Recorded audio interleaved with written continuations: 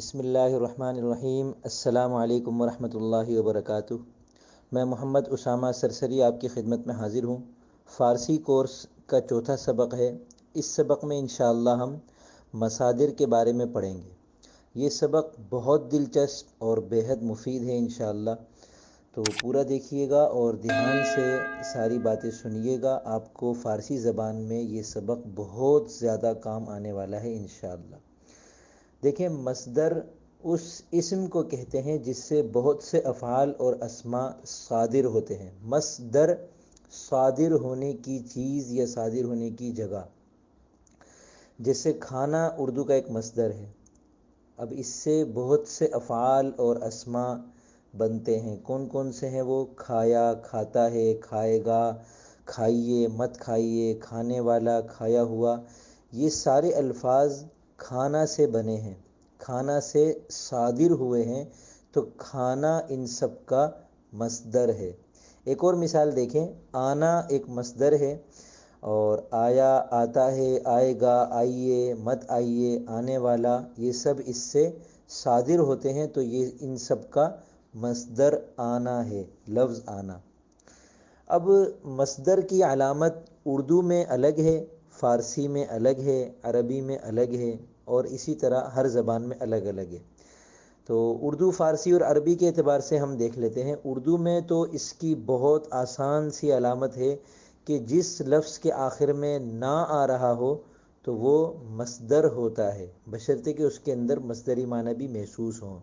یہ نہیں کہ ہم نانا کو بھی مصدر کے نہ شروع کر دیں، ٹھیک ہے؟ تو اب اردو کے مصادر جیسے آنا، جانا، کھانا، پینا، سونا، جاگنا، لینا، دینا وغیرہ۔ اور عربی میں مصدر کے بے شمار اوزان ہیں، اس لحاظ سے عربی زبان بہت مشکل ہے۔ آپ یوں سمجھ لیں کہ 80 کے قریب الگ الگ وزن ہیں عربی میں کسی بھی لفظ کے مصدر ہونے کے۔ جیسے اس کے صرف مزید فی کے ہم دیکھ لیں، جو عربی دان حضرات ہیں ان کی دلچسپی کے لیے بتا رہا ہوں، تو افتعال، استفعال، انفعال، افعلال، افعیلال، افعیعال، افعوال، افاعل، افعل، افعال، تفعیل، مفاعلہ، تفاعل، یہ سب عربی زبان کے مصادر ہیں۔ اور پھر مجرد میں ہم دیکھتے ہیں تو ان میں بھی 40 کے قریب اوزان بتائے جاتے ہیں، اور بھی نہ جانے کتنے اوزان ہوں گے۔ اس کے علاوہ رباعی کے اوزان ہیں، اور پھر ثلاثی میں وہ جو رباعی کے ملحقات ہیں ان کے 15-20 اوزان ہیں۔ تو عربی زبان میں مصدر کے بے شمار اوزان ہیں، اور ان کی کوئی علامت بھی مقرر نہیں ہے۔ وزن کا مطلب یہ ہے کہ وزن پہ ہوگا تو پتہ چلے گا کہ یہ علامت ہے۔ ہم کسی بھی زبان کے مصدر کی ایک علامت یہ بھی سمجھ سکتے ہیں کہ اس کا جب ہم اردو ترجمہ کریں گے تو آخر میں نہ آ رہا ہو، اور یہاں میں پھر عرض کر دوں کہ مصدری معنی بھی محسوس ہوں۔ جیسے جو مصدر کی جو مثالیں دی ہیں، کھانا، پینا، جانا وغیرہ، تو یہ چیز آپ دیکھیں، ان سب میں غور کریں کہ ان میں کیا مماثلت پائی جاتی ہے، ٹھیک ہے؟ اب آتے ہیں فارسی کی طرف۔ چونکہ ہم فارسی زبان سیکھ رہے ہیں تو اردو اور عربی کے مصادر کے اوزان پر بات اس لیے کی ہے تاکہ ہمیں مصدر سمجھ میں آ جائے کہ مصدر کس کو کہتے ہیں۔ اب فارسی میں اس کی علامت کیا ہے وہ بتا دیتا ہوں میں، کہ فارسی میں جتنے بھی مصادر ہیں ان سب کے آخر میں یا تو دن آتا ہے یا تن آتا ہے، ٹھیک ہے؟ دال نون دن، جیسے خوردن، اس کا ترجمہ ہے کھانا، اور یا پھر تا نون تن، ٹھیک ہے؟ اب فارسی زبان کے مصادر کون کون سے ہیں تو یہ بھی بے شمار ہیں۔ جیسے اردو کے مصادر کو میں آپ کو ایک ہی نشست میں نہیں بتا سکتا کہ بھئی اردو زبان کے اتنے مصادر ہیں، اسی طرح فارسی میں مصادر کی تعداد کو آپ کے سامنے پیش نہیں کر سکتا۔ آپ کوئی بھی فارسی کی لغت لے لیں اور اس میں دیکھیں کہ کن الفاظ کے آخر میں دن یا تن آ رہا ہے، وہ فارسی کے مصادر ہیں۔ فارسی زبان سیکھ رہے ہیں ہم، اور ہم مبتدی ہیں ابھی، ہمارا یہ چوتھا سبق ہے، اور اس سبق میں ہم مصدر کو سمجھ چکے ہیں، تو یہ ضروری معلوم ہوتا ہے کہ مشہور جو مصادر ہیں اردو کے، اگر ہم ان کی فارسی یاد کر لیں، ان کا فارسی کا مصدر ہم یاد کر لیں، تو ہماری فارسی پر ہمیں ایک طرح کی گرفت حاصل ہو جائے گی، ٹھیک ہے؟ تو اب میں آپ کے سامنے 30 مصادر رکھتا ہوں، ان کی پہلے اردو آپ کے سامنے میں رکھوں گا تاکہ آپ کو پورے طریقے سے واضح بھی ہو جائے، اور پھر اس اردو کے بعد فارسی کا مصدر میں آپ کو بتاؤں گا۔ زیادہ تر میں ایک لفظ ہے اور کچھ میں 2 فارسی کے مصادر ہیں جن کا اردو ترجمہ ایک ہی ہے، کچھ میں 3 ہیں، کچھ میں 4 ہیں۔ اور یہ میں آپ کو پورا نقشے کی صورت میں آپ کے سامنے لکھا ہوا بھی آ رہا ہوگا ویڈیو میں، تاکہ آپ کو سننے سے اگر کوئی لفظ سمجھ میں نہ آ رہا ہو تو اس کو آپ ویڈیو میں دیکھ لیں۔ اور ویڈیو کا فائدہ یہ ہے کہ آپ اگر یہی مصادر کسی کتاب میں پڑھتے ہیں تو پھر آپ کو اس کا صحیح تلفظ معلوم نہیں ہوگا کہ اس کو ہم ادا کیسے کریں۔ تو الحمدللہ ویڈیو کے ذریعے سے جو تدریس ہوتی ہے اس کا یہ فائدہ ہوتا ہے کہ آواز بھی کان میں آ رہی ہوتی ہے اور لفظ بھی آنکھوں کے سامنے آ رہا ہوتا ہے، جس سے تدریس الحمدللہ بہت اچھے طریقے سے چلتی ہے۔ فارسی مصادر، آنا اس کو فارسی میں کہتے ہیں آمدن، اور یہ بہت مشہور لفظ ہے، آمدنی، آمد، خوش آمدید وغیرہ اسی سے بنے ہیں، ٹھیک ہے۔ دوسرا ہے جانا، اس کی فارسی ہے رفتن، آمد و رفت اردو میں بڑا مشہور ہے، آمد آمدن سے اور رفت رفتن سے۔ کھانا خوردن، اسے خوردن پڑھتے ہیں، خوردن، اس واو کو نہیں پڑھتے، اسے خوردن نہیں پڑھتے بلکہ خوردن۔ پینا، اس کو فارسی میں اس کے لیے 2 مصدر میں آپ کو بتا رہا ہوں، آشامیدن اور نوشیدن، اور یہ دونوں اردو کے اندر فارسی مرکبات ان کے بہت کثرت سے استعمال ہوتے ہیں، جیسے خون آشام، خون پینے والا، اور نوشیدن سے نوش ہے تو ہم اردو میں استعمال کرتے ہیں، جسے ہم کہتے ہیں نا شربت نوش کیجئے، مطلب پیجئے۔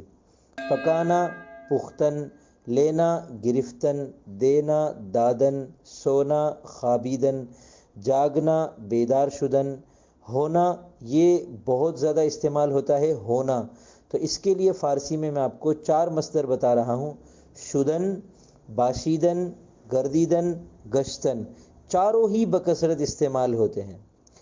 رہنا، اس کا فارسی مصدر ہے باشیدن، اسی سے باشندہ، اسی سے ہم کہتے ہیں باشندہ یعنی رہنے والا، تو وہ اسی باشیدن سے ہے۔ کھڑا ہونا استادن، ایستادن، دونوں طرح استعمال ہوتا ہے۔ اٹھنا برخاستن، مجلس برخاست ہو گئی۔ بیٹھنا نشستن، کہنا گفتن، سننا شنیدن، چپ رہنا خاموشیدن، دیکھنا دیدن، پکڑنا گرفتن، سوچنا فکر کردن۔ اور اس کے علاوہ خریدنا خریدن، بیچنا فروختن، دیکھیں بہت آسان ہے، خرید و فروخت اردو میں استعمال ہوتا ہے، تو خرید خریدن سے اور فروخت فروختن سے۔ لکھنا، اس کے لیے 2 ہیں، نوشتن اور نگارشتن، یہ دونوں ہی استعمال ہوتے ہیں۔ اور سیکھنا سکھانا، ان دونوں کے لیے فارسی میں استعمال ہوتا ہے آموختن اور آموزیدن، یعنی آموختن کا مطلب ہے سیکھنا بھی اور سکھانا بھی۔ اگر آپ کو کہنا ہو کہ سیکھنا تو آپ اس کو فارسی میں آموختن کہیں گے یا آموزیدن کہیں گے، اور اگر آپ کو کہنا ہو سکھانا تو اس کے لیے بھی آپ آموختن بھی کہہ سکتے ہیں اور آموزیدن بھی کہہ سکتے ہیں۔ بنانا، اس کی فارسی میں اس کے لیے 2 لفظ ہیں، ساختن سازیدن۔ مرنا مردن، مردہ اسی سے استعمال ہوتا ہے۔ مارنا زدن، مار ڈالنا کشتن۔ پانا یافتن یابیدن، یہ بھی بہت استعمال ہوتا ہے جیسے کامیاب۔ اور چاہنا خواستن، یہاں بھی یاد رکھیں کہ اس واو کو نہیں پڑھتے، یہ واو فارسی میں واو معدولہ کہلاتی ہے، اور اسے پڑھنے میں نہیں یہ آتی، یہ لکھنے میں آتی ہے، یہ اس کو خواستن پڑھنا غلط ہے، اس کو ہم ایسے پڑھیں گویا واو لکھی ہوئی ہی نہیں ہے، جسے آسان لفظوں میں ہم کہہ سکتے ہیں کہ واو سائلنٹ ہے، تو خواستن چاہنا، ٹھیک ہے۔ تو یہ 30 مصادر فارسی میں ہیں۔ اگر آپ تھوڑا سا غور کریں اور ان فارسی مصادر میں معمولی سی رد و بدل کر کے دیکھیں تو ان سے بننے والے بے شمار الفاظ اردو میں استعمال ہوتے ہیں، اور ان مصادر سے بننے والے اردو میں مستعمل الفاظ میں نے آپ کو بتا بھی دیے۔ مزید دیکھیں، آمدنی، رفتہ رفتہ، خورد و نوش، پختہ، گرفتار، قرارداد، خوابیدہ، شدہ، باشندہ، گشت، استادہ، نشست و برخاست، گفتگو، گفت و شنید، خاموش، دید، گرفت، خرید و فروخت، نامہ نگار، نو آموز، ساخت، سازش، مردہ، غم زدہ، کشتی، دریافت، کامیاب وغیرہ۔ یہ میں نے آپ کے سامنے جو الفاظ ابھی دہرائے یہ اردو میں استعمال ہوتے ہیں اور انہی مصادر سے بنے ہیں۔ تو اب اس سبق کی تمرین یہ ہے، کام اس سبق کا یہ ہے کہ آپ ایک تو ان 30 کے 30 مصادر کو اچھی طرح یاد کر لیں. یعنی آپ جیسے یہ نقشے میں آپ کے سامنے لکھا ہوا آ رہا ہے تو پہلے اردو اور پھر اس کی فارسی، پھر اردو پھر اس کی فارسی، آپ اس کو رٹا لگا لیں. بعض لوگ رٹا سسٹم کی مخالفت کرتے ہیں، ٹھیک ہے، ہمیں سوچ سمجھ کے ساری چیزیں پڑھنی چاہیے، لیکن جو بنیادی علوم ہوتے ہیں، فنون ہوتے ہیں، ان کو یاد کر لینا ضروری ہوتا ہے. تو آپ ان 30 مصادر کو لازمی یاد کر لیں. یہ 30 الفاظ آپ کو سینکڑوں الفاظ بنانے کا آلہ آپ کے لیے بطور آلہ آپ ان کو استعمال کر سکتے ہیں. ٹھیک ہے. اور ایک دوسرا کام آپ کے لیے یہ ہے کہ کسی بھی مشہور لکھاری کی کتاب کا ایک صفحہ جو کہ اردو میں ہو وہ آپ مجھے نیچے کمنٹ میں لکھیں، یا کہیں سے کاپی کر کے پیسٹ کر دیں، یا اس کی عکس تو دے نہیں سکتے یہاں پہ یوٹیوب پر. اور پھر اس صفحے میں سے آپ ان الفاظ کی نشاندہی کریں جو ان 30 مصادر سے بنے ہوں. اردو والے نہیں، فارسی والے مصادر کی نشاندہی کیجیے. جیسے مثلا ایک عبارت ہے کہ اس کی ناجائز خرید و فروخت سے تنگ آ کر بغیر کسی گفت و شنید کے اسے گرفتار کر کے زد و کوب شروع کر دیا. اس میں خرید، فروخت، گفت، شنید، گرفتار، زد، یہ سارے وہ الفاظ ہیں جو ان مصادر سے بنے ہیں. تو آپ کو بھی اسی طریقے سے اپنا کام کر کے یہاں نیچے مجھے پیش کرنا ہے، پھر میں انشاءاللہ آپ کا کام چیک کروں گا. اور اگر مجھے تسلی ہو گئی کہ کچھ احباب ماشاءاللہ دلچسپی سے اس سبق کو حل کر رہے ہیں تو پھر انشاءاللہ میں اگلا سبق بھی اس کا اپلوڈ کروں گا. امید ہے آپ کو یہ ویڈیو پسند آئی ہوگی. اگر آپ دینی اور ادبی علوم و فنون ایک ایک کر کے آسان انداز میں سیکھنا چاہتے ہیں تو اس چینل کو سبسکرائب کر لیں. اللہ حافظ.